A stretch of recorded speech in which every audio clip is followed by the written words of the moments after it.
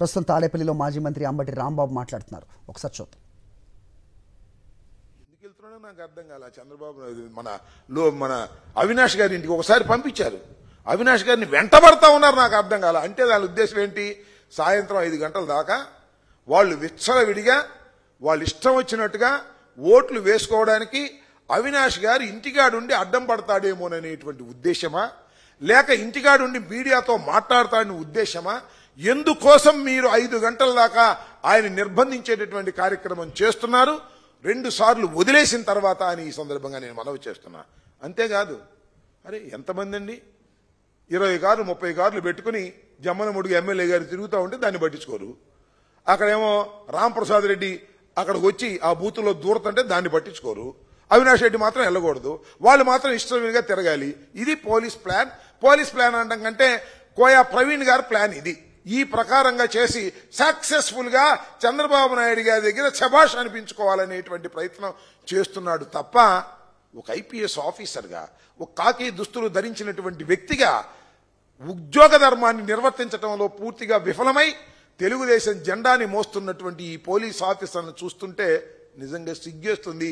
నిజంగా సిన్సియర్గా ఉండేటటువంటి ఐపీఎస్ ఆఫీసర్లకి సిగ్గు కూడా వేస్తుందని ఈ సందర్భంగా చెప్పదలుచుకున్నాను. ఇది చాలా దారుణమైన, అన్యాయమైన, చరిత్రలో ఎప్పుడు కని విని ఎరుగునటువంటి ఒక దారుణమైనటువంటి ఎన్నికకు ఇవాళ నారా చంద్రబాబు నాయుడు గారు, లోకేష్ గారు పులివెందుల్లోనూ ఒంటిమెట్టలోనూ ఈ నిర్ణయం తీసుకోవడం చాలా దురదృష్టకరం. నిజం చెప్పాలంటే అసలు ఈ 2 ప్రకటించినప్పుడు వీళ్ళు ఈ కుట్రలో భాగంగా ప్రకటించారనేది చాలా స్పష్టంగా అర్థమవుతుంది. దీనికి మాత్రం తప్పనిసరిగా తెలుగుదేశం ప్రభుత్వం, చంద్రబాబు నాయుడు గారు తప్పనిసరిగా దీనికి రాబోయే కాలంలో మూల్యం చెల్లించక తప్పదు అని ఈ సందర్భంగా చెప్పదలుచుకున్నాను. మరి ఎన్నడూ లేనంత ప్రశాంతంగా జడ్పీటీసీ ఎన్నికలు నిర్వర్తిస్తుంటే ఎందుకండి ప్రజలు వెళ్ళి కాళ్ళు పట్టుకుని మా ఓటు మాకు వేయండి అని ఎందుకు బతినాడుతున్నారు? అవి ఏమన్నా సృష్టించినాయా? ఏమైనా ఆర్టిఫిషియల్ ఇంటెలిజెన్సీలో సృష్టించినాయా? లేకపోతే ఇందాక రామసుబ్బారెడ్డి గారు చెప్పాడు, ఫోటోలు కూడా రిలీజ్ చేశాడు, జమ్మల మలుగోడు లైన్లో నుంచున్నాడండి పులివెందుల్లో అని. అదేమన్నా ఆర్టిఫిషియల్ ఇంటెలిజెన్స్ అయినా చెప్పని అడుగుతా ఉన్నా. ఏ కోయా ప్రసాద్ గారు, ఆయన ఎవరండి?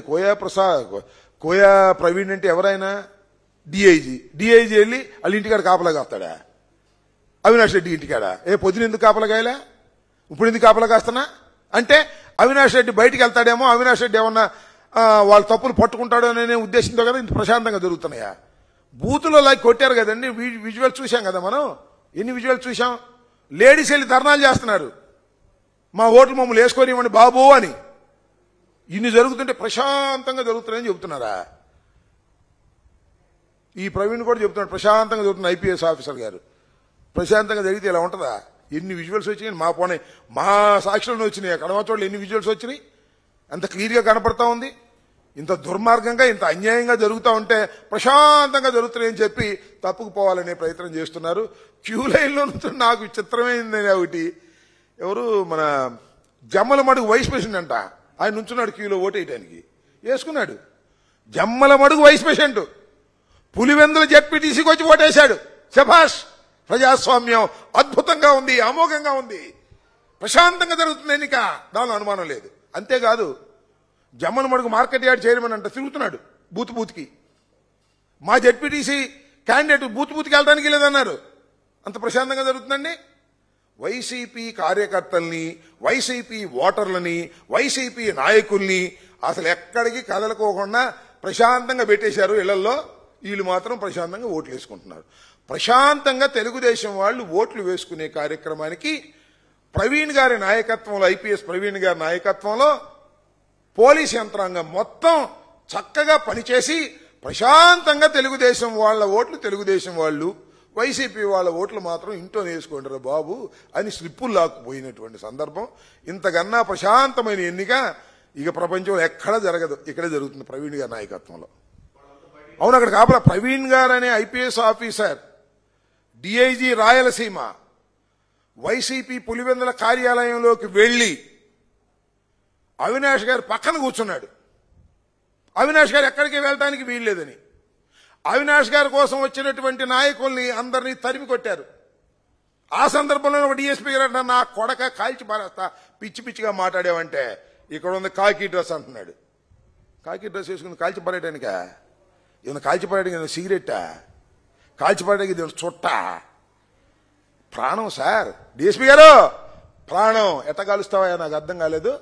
నా కొడక కాల్చి పారేస్తావు అంటున్నావు నువ్వు. ఒక పౌరుణ్ణి పట్టుకొని నీ ఇష్టం వచ్చినట్టుగా మాట్లాడుతున్నావా? ఎప్పుడు కాల్చాలి? ఏ పరిస్థితుల్లో కాల్చాలి? ప్రాణాపాయ పరిస్థితుల్లో కాల్చాలి. కాల్చి పారేస్తాడంట. వైసీపీ ఆఫీస్ దగ్గరికి వెళ్ళి చెబుతున్నాడు. ప్రవీణ్ ఏమో లోపల కూర్చున్నాడు, బయట ఏమో గేట్లు తాళాలు వేశారు. ఇంతకన్నా దారుణం ఏం కావాలయ్యా నాయన? నాకు అర్థం కాలేదు. చాలా దుర్మార్గంగా చంద్రబాబు నాయుడు గారు ప్రవర్తిస్తున్నారు.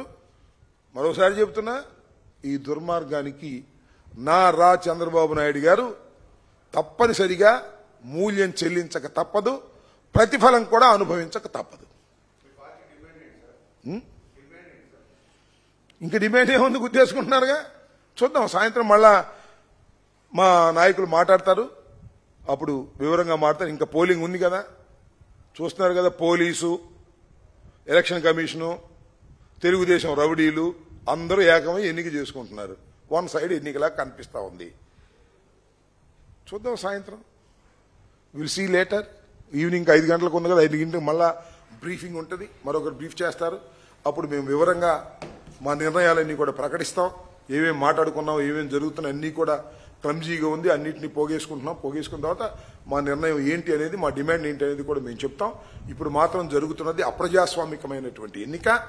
పోలీసు యంత్రాంగం ఈ ఎన్నిక నిర్వహిస్తూ ఉంది తెలుగుదేశం తరఫున. వాళ్లే ఓట్లు వేస్తున్నారు, వాళ్లే ఓట్లు వేపిస్తున్నారు.